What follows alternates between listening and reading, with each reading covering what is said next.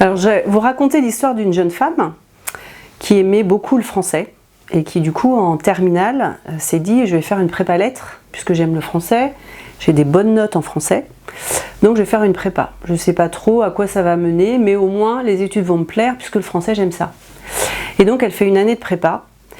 Et après son année de prépa, finalement, elle n'est pas si contente que ça, si heureuse que ça. Et ses parents me l'envoient en me disant on va voir quelqu'un pour t'aider à discerner sur pourquoi tu es heureuse, pourquoi tu n'es pas heureuse, qu'est-ce qui te plaît, qu'est-ce qui te plaît pas là-dedans. Et donc je lui pose la question de ce qu'elle aimait dans le français.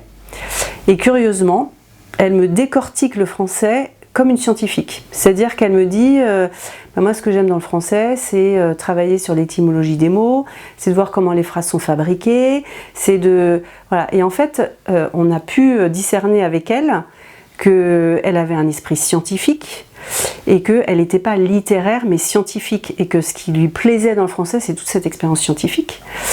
Et fort de cette expérience et de cette mise en avant de ce qu'elle aimait finalement, et de ce tempérament de scientifique, on va dire, cette personnalité scientifique, des souvenirs lui sont revenus, notamment, elle m'a dit, mais moi, finalement, tout ce qui est océanographie, j'ai toujours aimé ça, et en fait...